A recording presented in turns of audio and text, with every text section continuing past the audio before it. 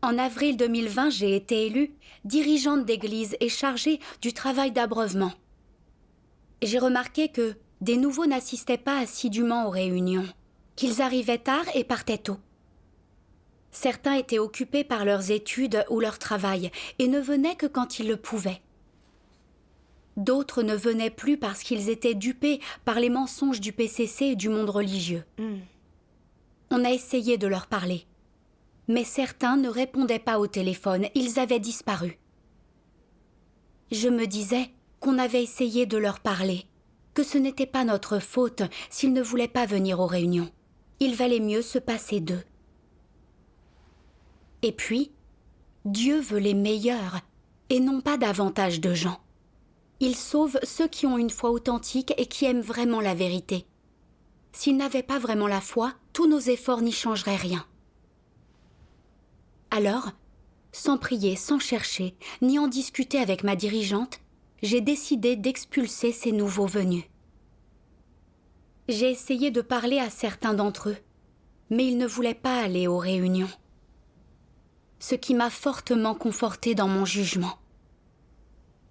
Une sœur s'est aperçue que beaucoup de nouveaux croyants avaient été expulsés pendant 2 mois et m'a demandé si c'était vraiment judicieux de faire ça. Elle a dit qu'on aurait pu échanger avec notre dirigeante et apprendre les principes. Oui. Je me suis dit que c'était comme ça qu'on avait géré ce genre de situation précédemment. On avait essayé de leur parler. Mais on n'arrivait pas à les joindre et certains avaient renoncé à la croyance. Il était inutile de chercher. J'ai donc rejeté sa suggestion. Après coup, je me suis sentie un peu mal à l'aise. Et je me suis demandé si c'était la bonne chose à faire.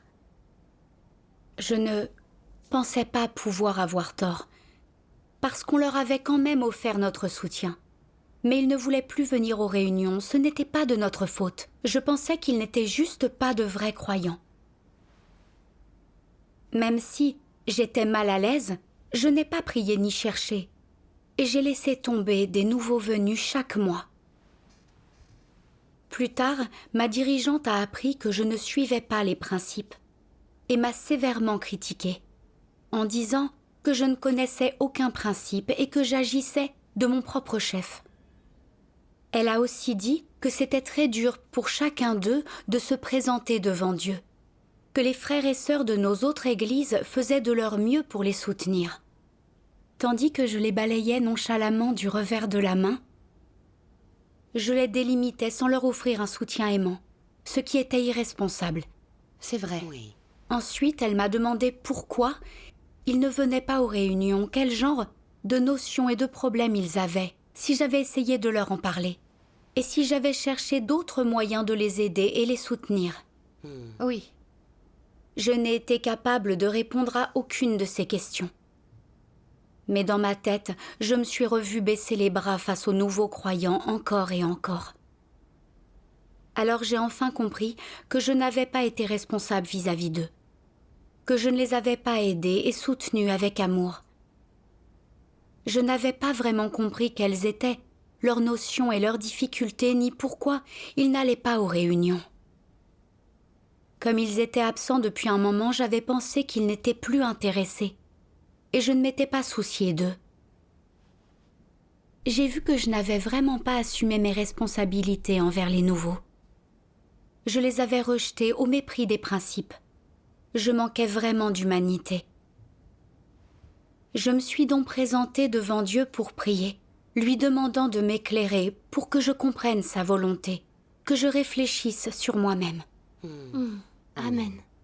Ensuite, j'ai lu ce passage des paroles de Dieu.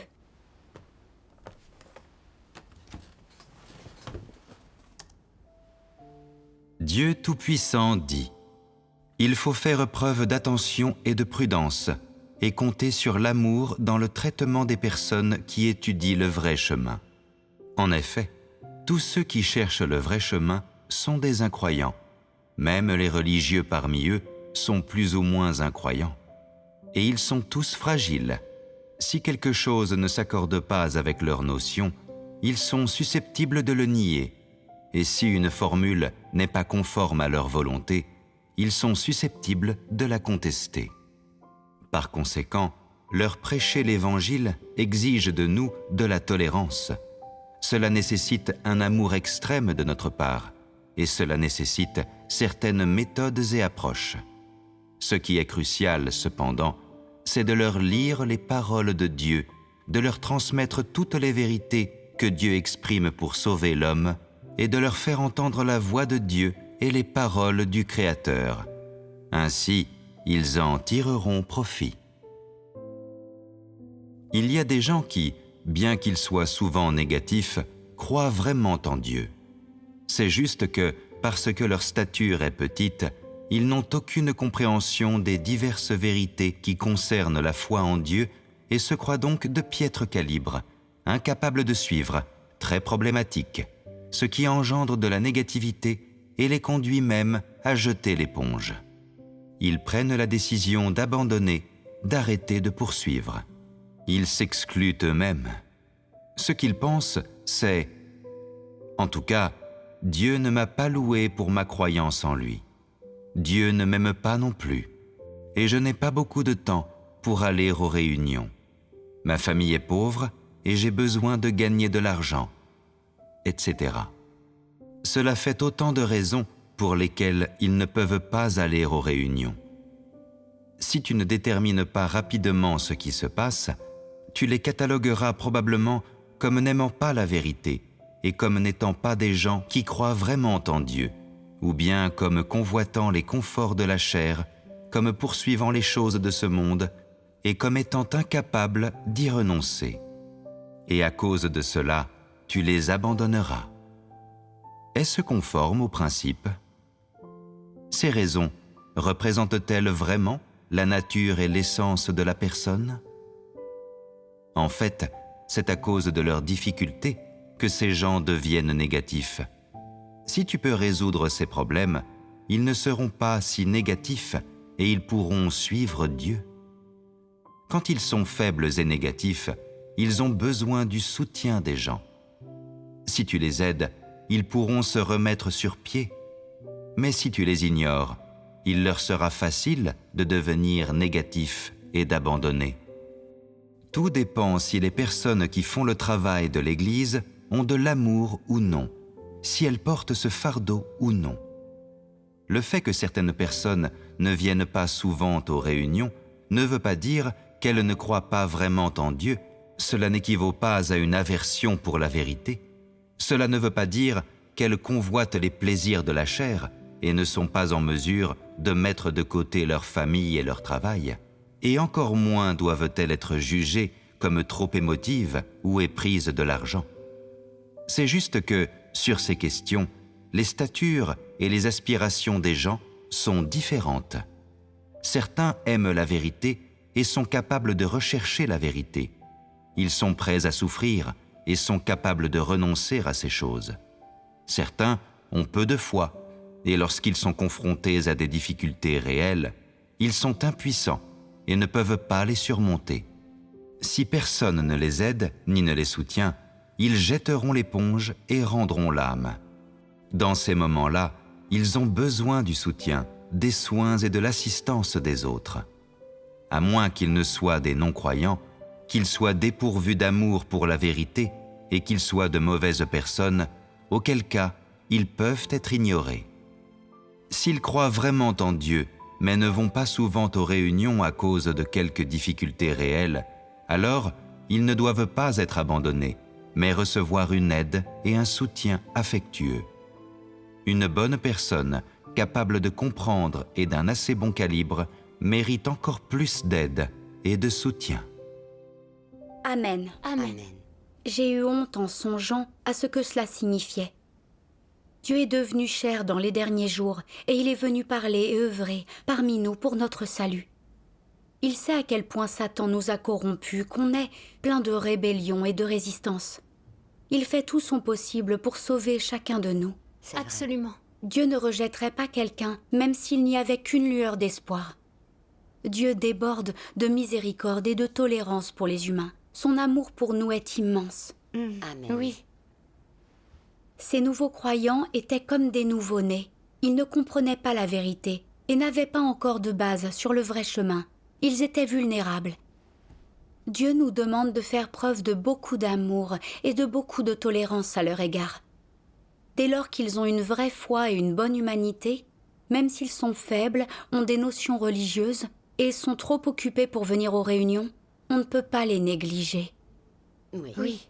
On ne peut pas les radier pour une petite chose. Estimer que ce ne sont pas de vrais croyants parce qu'ils ne viennent pas aux réunions, puis les ignorer complètement. Ça revient à les éliminer. Oui. Quand j'ai débuté dans la foi, je ne participais pas assidûment aux réunions, car j'étais occupée. Mais les frères et sœurs ont été très compréhensifs. Ils ont modifié les horaires des réunions pour s'adapter à moi, et ils ont échangé avec moi en permanence. Leur aide et leur soutien m'ont montré à quel point il était important de chercher la vérité. Et j'ai senti l'amour et la tolérance de Dieu envers moi. Ensuite, j'ai participé normalement aux réunions et eu un devoir. Dieu soit loué. Si les frères et sœurs m'avaient méprisée pensant que je n'aimais pas la vérité et que j'étais une non-croyante, ils m'auraient laissé tomber il y a longtemps, et je ne serais pas là aujourd'hui. Oui. J'ai compris que je ne me souciais pas du tout de la volonté de Dieu et que j'ignorais les difficultés des nouveaux croyants.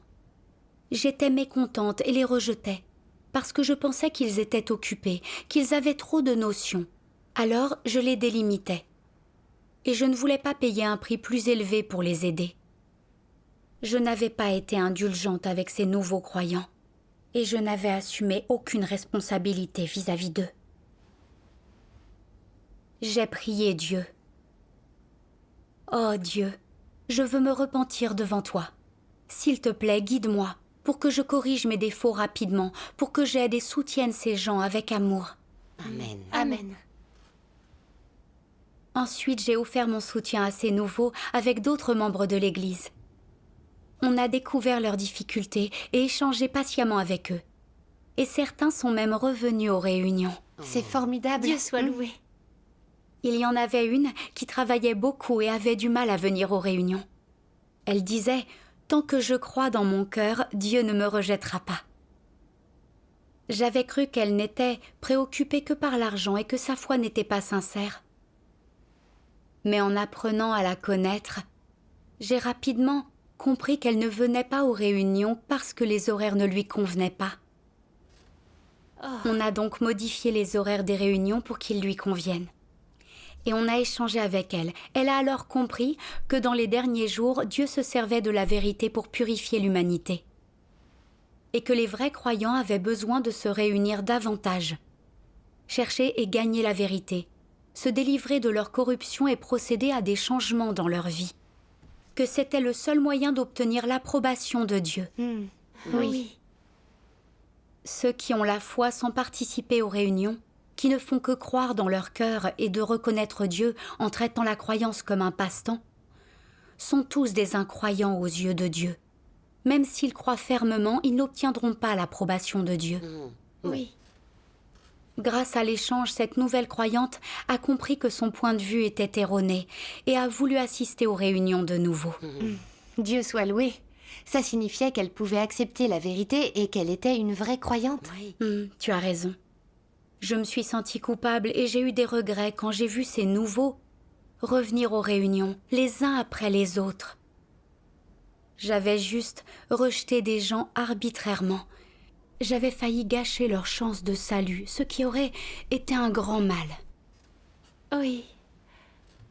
Un jour, ma dirigeante m'a demandé « Depuis que tu t'es chargée de l'abreuvement, combien de nouveaux ont été congédiés du fait de ton irresponsabilité ? Et as-tu cherché les principes de la vérité quand tu les as laissés tomber ?» Je n'ai pas su quoi dire.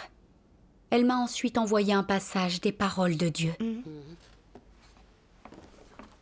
Beaucoup de gens suivent leurs idées dans tout ce qu'ils font, considèrent les choses dans des termes très simplistes et ne recherchent pas la vérité. Ils manquent totalement de principes et ils ne réfléchissent pas à la façon d'agir selon ce que Dieu demande, ni d'une manière qui satisfasse Dieu. Et ils ne savent que suivre obstinément leur propre volonté. Dieu n'a pas la moindre place dans le cœur de toutes ces personnes-là.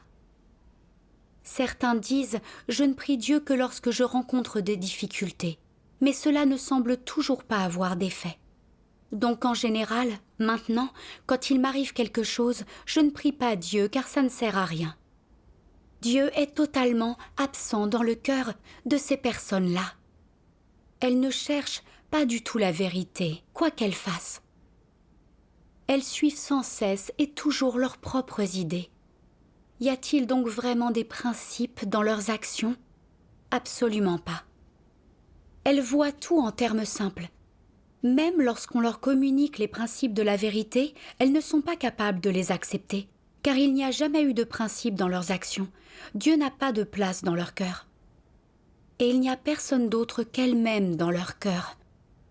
Elles ont le sentiment que leurs intentions sont bonnes, qu'elles ne font rien de mal, qu'elles ne peuvent pas être considérées comme allant contre la vérité. Elles pensent qu'agir selon leurs propres intentions, c'est pratiquer la vérité et obéir à Dieu. En fait, elles ne cherchent pas et ne prient pas vraiment Dieu à ce sujet. Mais agissant par impulsion, selon leurs propres intentions zélées, elles ne remplissent pas leur devoir comme Dieu le demande. Elles n'ont pas un cœur d'obéissance à Dieu, elles sont absentes de ce souhait. C'est là la plus grande erreur dans la pratique des gens. Si tu crois en Dieu mais qu'il n'est pas dans ton cœur, n'essaies-tu pas de le tromper? Et quel effet une telle foi en Dieu peut-elle avoir? Que peux-tu y gagner? Et à quoi sert exactement une telle foi en Dieu? Amen. Amen. Ces paroles de Dieu révélaient précisément mon comportement. Quand j'avais laissé tomber ces nouveaux croyants, je n'avais pas prié, ni même parlé à ma dirigeante. Je m'étais basée sur mon expérience. J'avais déjà abreuvé des nouveaux venus et on les avait laissés partir s'ils avaient raté des réunions pendant des mois. Alors pourquoi n'aurais-je pas fait la même chose quand ceux-ci ne revenaient pas? Je croyais avoir clairement perçu lesquels ne cherchaient pas la vérité et étaient des non-croyants. Alors je les avais simplement rejetés. Je n'avais ni prié ni cherché quand ça m'avait mise mal à l'aise. Et quand ma collaboratrice m'en avait parlé, je n'avais pas douté, j'avais juste continué. J'avais traité mes propres notions comme si elles étaient les principes de la vérité, pensant que je ne pouvais pas me tromper.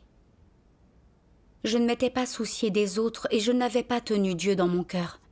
J'avais été trop entêtée. Oui. Quand on s'entête, on arrête de chercher les principes de la vérité. Oui.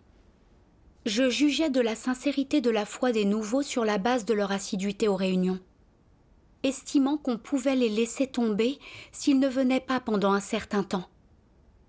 Même s'ils ne venaient pas aux réunions, j'aurais dû distinguer qui étaient les vrais croyants et qui étaient les non-croyants. Oui. Certains de ceux que j'avais laissés tomber ne venaient qu'à contre-cœur, amenés par des parents qui espéraient qu'ils deviendraient croyants. Mais leur cœur n'était pas vraiment dévoué. Ils n'aimaient pas la réunion ni la lecture des paroles de Dieu.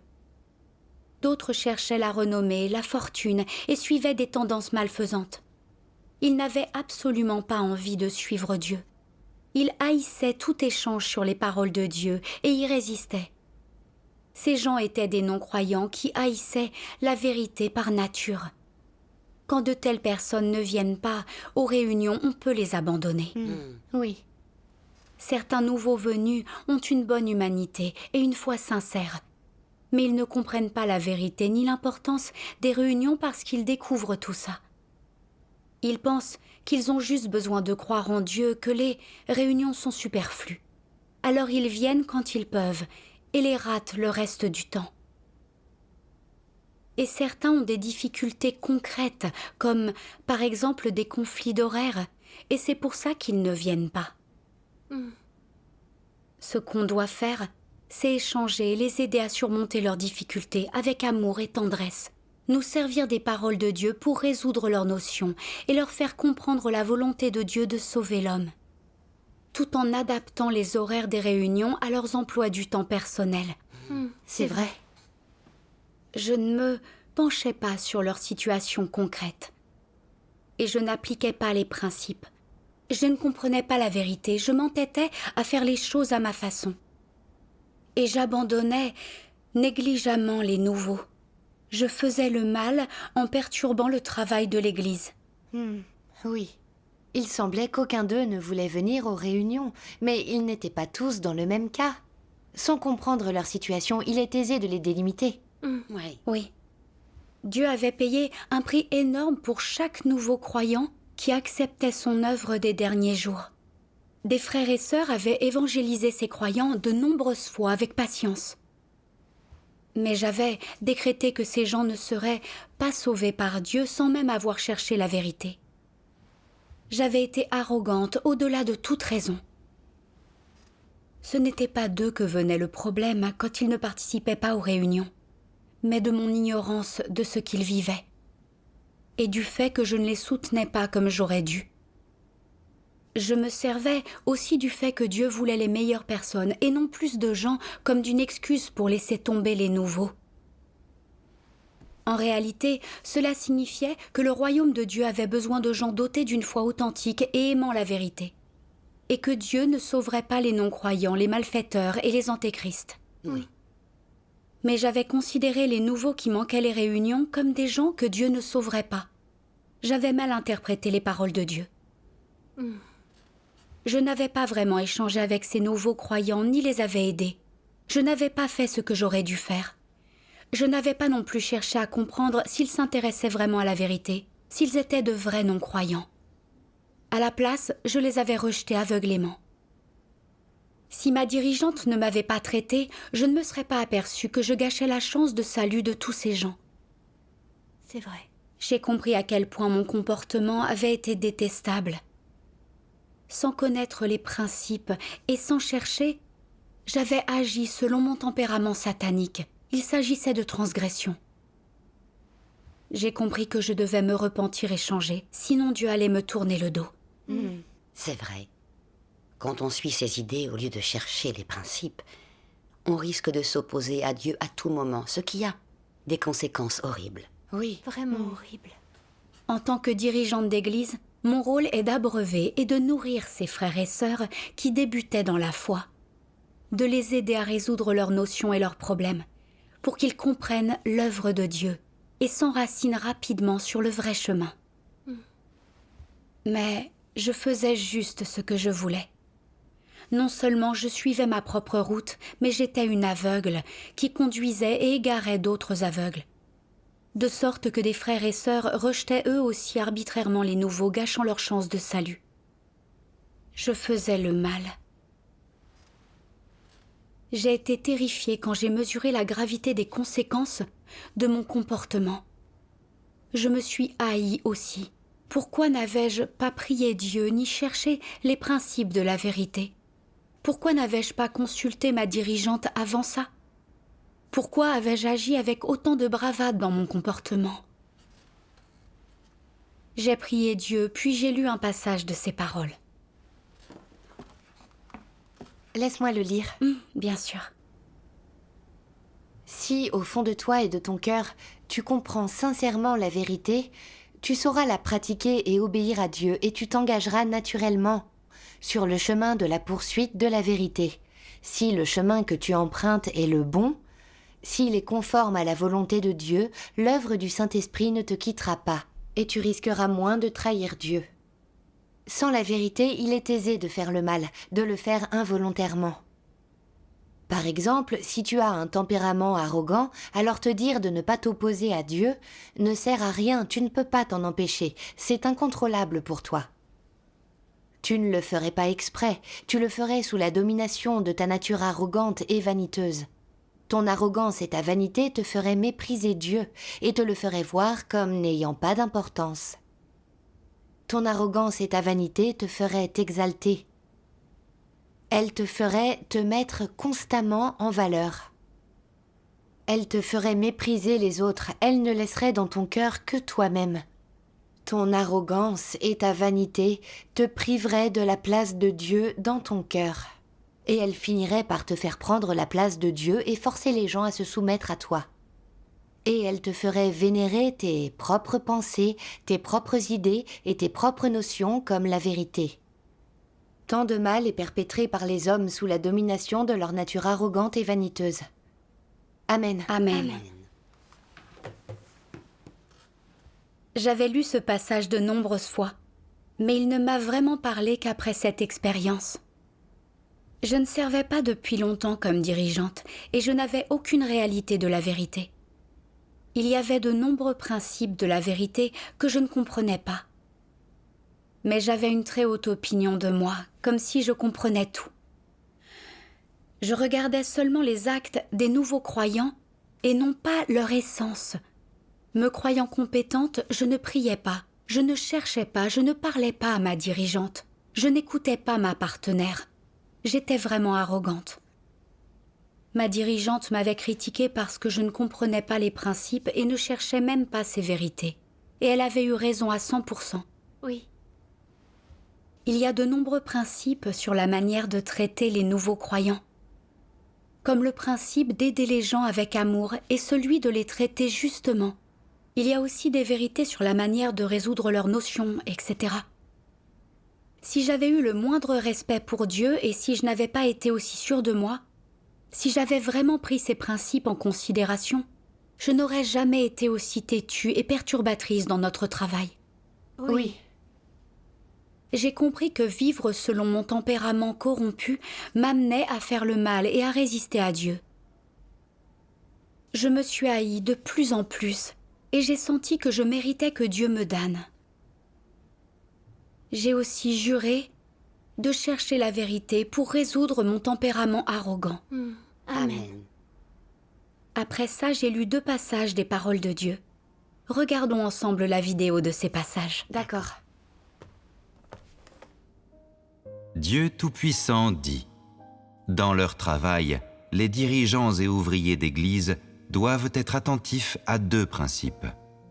L'un est de faire leur travail exactement selon les principes stipulés par les arrangements de travail, en n'enfreignant jamais ces principes et en ne basant pas leur travail sur quelque chose qu'ils pourraient imaginer ou sur leurs propres intentions. En tout ce qu'ils font, ils devraient se soucier du travail de l'Église et toujours faire passer les intérêts de la maison de Dieu en premier. Une autre chose est essentielle, c'est qu'en tout ce qu'ils font, ils doivent se concentrer sur la direction du Saint-Esprit et tout faire dans la stricte observance de la parole de Dieu. S'ils sont encore capables d'aller à l'encontre de la direction du Saint-Esprit, ou s'ils suivent obstinément leurs propres idées et font les choses selon leur propre imagination, alors leurs actions constitueront une résistance des plus sérieuses contre Dieu. Comment dois-tu réfléchir sur toi-même et essayer de te connaître lorsque tu as fait quelque chose qui viole les principes de la vérité et déplaît à Dieu? Quand tu étais sur le point de faire cette chose, l'as-tu prié? As-tu déjà pensé : est-ce que faire les choses de cette manière est conforme à la vérité? Si mon action était présentée à Dieu, comment la considérerait-il? Serait-il heureux ou irrité s'il la prenait? La détesterait-il ou en serait-il dégoûté? Tu ne te l'es pas demandé, n'est-ce pas? Même si d'autres te le rappelaient, tu penserais toujours que la question n'était pas sérieuse, qu'aucun principe n'a été violé et que ce n'était pas un péché. En conséquence, tu as offensé le tempérament de Dieu et provoqué sa colère, au point même qu'il te méprise. Ceci est produit par la rébellion des gens. Par conséquent, tu dois rechercher la vérité en toutes choses. C'est ce que tu dois suivre. Si tu peux sincèrement te présenter devant Dieu pour prier à l'avance, puis rechercher la vérité selon les paroles de Dieu, tu ne te tromperas pas. Tu pourras commettre quelques déviations dans ta pratique de la vérité, mais c'est difficile à éviter, et tu seras en mesure de pratiquer correctement après avoir acquis une certaine expérience. Cependant, si tu sais comment agir conformément à la vérité, mais que tu ne pratiques pas cela, le problème est ton aversion pour la vérité. Ceux qui n'aiment pas la vérité ne la chercheront jamais, quoi qu'il leur arrive. Seuls ceux qui aiment la vérité ont un cœur qui craint Dieu, Et quand des choses arrivent qu'ils ne comprennent pas, ils sont capables de rechercher la vérité. Si tu ne peux pas saisir la volonté de Dieu et que tu ne sais pas comment pratiquer, alors tu dois chercher la vérité à travers l'échange avec quelqu'un qui comprend la vérité. Si tu ne trouves pas quelqu'un qui comprend la vérité, tu dois trouver plusieurs personnes pour prier Dieu ensemble, avec un seul esprit et un seul cœur. Rechercher Dieu, attendre le temps de Dieu et attendre que Dieu t'ouvre une voie. Tant que vous aspirez tous à la vérité, que vous recherchez la vérité et que vous échangez ensemble sur la vérité, le moment peut venir où l'un de vous trouvera une bonne solution. Si vous trouvez tous la solution appropriée et que celle-ci constitue un bon chemin, alors ce sera sans doute dû à l'éclairage et à l'illumination du Saint-Esprit. Si vous continuez ensuite à échanger ensemble pour trouver un chemin de pratique plus précis, ce sera certainement conforme au principe de la vérité. Dans votre pratique, si vous découvrez que votre façon de pratiquer est encore quelque peu inadaptée, vous devrez rapidement la corriger. Si vous vous trompez légèrement, Dieu ne vous condamnera pas, car vos intentions dans ce que vous faites sont justes et vous pratiquez selon la vérité. Vous êtes simplement un peu confus sur les principes et vous avez commis une erreur dans votre pratique, ce qui est excusable. Mais quand la plupart des gens font les choses, ils les font sur la base de la façon dont ils imaginent qu'elles seront faites. Ils n'utilisent pas les paroles de Dieu comme base pour réfléchir à la manière de pratiquer selon la vérité ou d'obtenir l'approbation de Dieu. Au lieu de cela, ils ne pensent qu'à en tirer profit, à être bien considérés, à se faire admirer. Ils font les choses en se basant entièrement sur leurs propres idées et uniquement pour se satisfaire, ce qui est gênant. De telles personnes ne feront jamais les choses conformément à la vérité, et Dieu les haïra toujours. Si tu es vraiment quelqu'un qui possède une conscience et une raison, alors quoi qu'il arrive, tu dois pouvoir te présenter devant Dieu pour prier et chercher, être capable d'examiner sérieusement les motifs et l'adultération de tes actions, être capable de déterminer ce qui est approprié selon les paroles et les exigences de Dieu, et considérer à plusieurs reprises quelles actions plaisent à Dieu, quelles actions dégoûtent Dieu et quelles actions gagnent l'approbation de Dieu. Tu dois revenir sur ces questions maintes et maintes fois dans ton esprit jusqu'à ce que tu les comprennes clairement. Si tu sais que tu as tes propres motivations pour faire quelque chose, alors tu dois réfléchir à ce que sont tes motivations, à la question de savoir s'il s'agit de te satisfaire ou de satisfaire Dieu, si cela est bénéfique pour toi ou pour les élus de Dieu, et quelles en sont les conséquences. Si vous cherchez et contemplez davantage cela dans vos prières, et que vous vous posez plus de questions pour rechercher la vérité, alors les déviations dans vos actions deviendront de plus en plus petites. Seuls ceux qui peuvent rechercher la vérité de cette manière sont des personnes qui tiennent compte de la volonté de Dieu et qui craignent Dieu, parce que vous cherchez conformément aux exigences des paroles de Dieu et avec un cœur obéissant.